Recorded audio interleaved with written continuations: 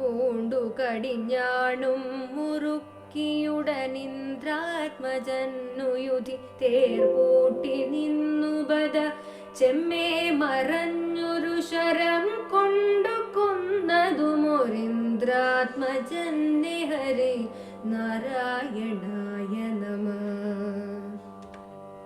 ഛന്നത്വമാർ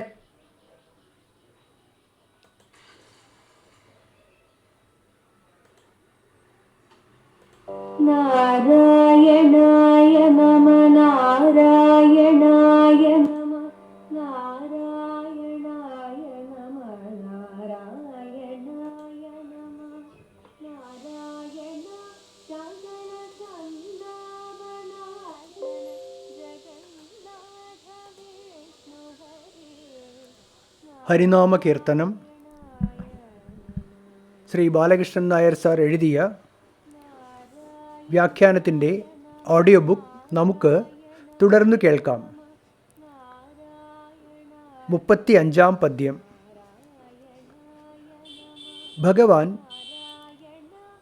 വിരുദ്ധ ലീലകൾ ഏതെങ്കിലും തരത്തിലുള്ള പക്ഷപാതം കൊണ്ട് ചെയ്യുന്നതാണോ? അങ്ങനെ കരുതാൻ വയ്യ. ഒരേ ഇന്ദ്രൻ്റെ 2 പുത്രന്മാരോട് ഭഗവാൻ 2 തരത്തിൽ പെരുമാറിയതായി കാണുന്നു. ആ ദൃഷ്ടാന്തമാണ് 35 പദ്യത്തിൽ വിവരിക്കുന്നത്.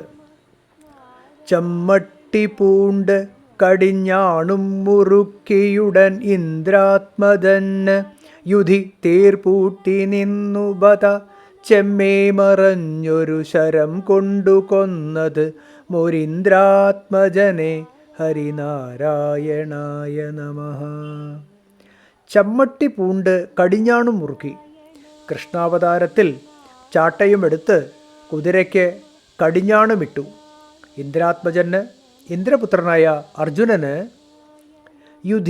യുദ്ധക്കളത്തിൽ തേർ പൂട്ടി നിന്നു, തേർ തെളിച്ചു കൊടുത്തു. ഭത ആശ്ചര്യം. ചെമ്മേ മറഞ്ഞ്, രാമാവതാരത്തിൽ സംശയമെന്നേ മറഞ്ഞു നിന്ന് ഒരു ശരം കൊണ്ട് കൊന്നതും ഉളിയമ്പേതു വധിച്ചതും ഒരിന്ദ്രാത്മജനെ, ഒരിന്ദ്രപുത്രനായ ബാലിയെ തന്നെ. ഹരിനാരായണായ നമഃ.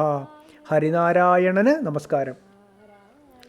കൃഷ്ണാവതാരത്തിൽ ചാട്ടയുമെടുത്ത് കുതിരയ്ക്ക് കടിഞ്ഞാണുമിട്ട് ഇന്ദ്രപുത്രനായ അർജുനന് യുദ്ധക്കളത്തിൽ തേർ തെളിച്ചു കൊടുത്തു. രാമാവതാരത്തിൽ സംശയമെന്നേ മറഞ്ഞു നിന്ന് ഉളിയമ്പെയ്തു കൊന്നതും ഒരിന്ദ്രപുത്രനായ ബാലിയെ തന്നെ. ആശ്ചര്യമെന്നേ പറയേണ്ടു. ഹരിനാരായണന് നമസ്കാരം. പാർത്ഥസാരഥ്യം. മഹാഭാരത യുദ്ധത്തിൽ സഹായമപേക്ഷിച്ചുകൊണ്ട് ദുര്യോധനനും അർജുനനും കൃഷ്ണനെ സമീപിച്ചു. തനിക്ക് 2 കൂട്ടരും ഇരു കൂട്ടരും തുല്യരാണെന്ന് ഭഗവാൻ അവരെ അറിയിച്ചു. അതുകൊണ്ട് സൈന്യം മുഴുവൻ ഒരാൾക്ക് നൽകാം, താൻ മാത്രം ഒരാളിൻ്റെ പക്ഷത്ത് കൂടെ പോരാം, മാത്രമല്ല താൻ ആയുധമെടുത്ത് യുദ്ധം ചെയ്യുകയുമില്ല. ഇതായിരുന്നു ഭഗവാന്റെ സഹായ വാഗ്ദാനം. അർജുനൻ നിരായുധനായ ഭഗവാനെ വരിച്ചു. നിരായുധനായ കൃഷ്ണനെക്കൊണ്ട് കാര്യമില്ലെന്നു കരുതി ദുര്യോധനൻ സസന്തോഷം സൈന്യത്തെയും വരിച്ചു. നിരായുധനായ കൃഷ്ണന് യുദ്ധത്തിൽ അർജുനന് ചെയ്യാവുന്ന സഹായം തേർതെളിക്കുക മാത്രമായിരുന്നു. അങ്ങനെ ചാട്ടയുമെടുത്ത് കുതിരയെയും പൂട്ടി ഭഗവാൻ അർജുനൻ്റെ തേർ തെളിച്ചു. പക്ഷേ അർജുനനും ലോകത്തിനും അത് വലിയൊരു ഉപകാരമായി ഭവിച്ചു. അതുകൊണ്ടാണല്ലോ ഉപനിഷത്ത് സാര സംഗ്രഹമായ ഗീത ലോകത്തിന് ലഭ്യമായത്. അർജുനൻ കുന്തിക്ക് ഇന്ദ്രനിൽ ജനിച്ച പുത്രനാണ്. ഈ പാർത്ഥസാരഥ്യമാണ് പ്രസ്തുത പദ്യത്തിലെ ആദ്യത്തെ 2 വരികളിൽ ആചാര്യൻ സൂചിപ്പിച്ചിരിക്കുന്നത്. ബാലിവധം. രാമാവതാരത്തിന് കളങ്കം ചേർത്ത കഥകളിലൊന്നാണ് ബാലിവധം.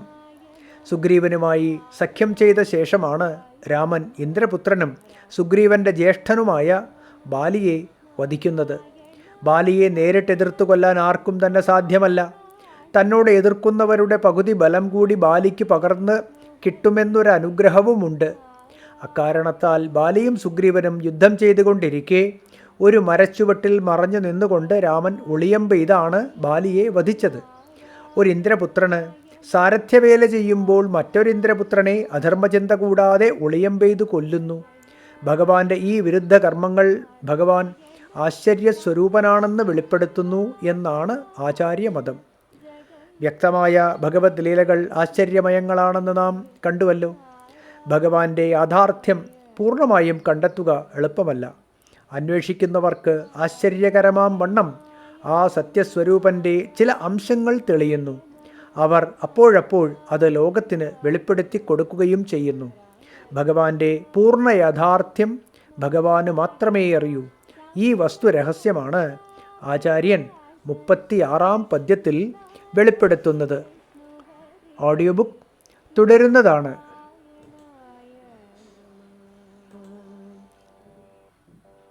നാരായണായ നമ നാരായണായ നമ നാരായണായ നമ നാരായണായ നമ നാരായണ സകല സന്താപനാശന ജഗന്നാഥ വിഷ്ണു ഹരേ നാരായണ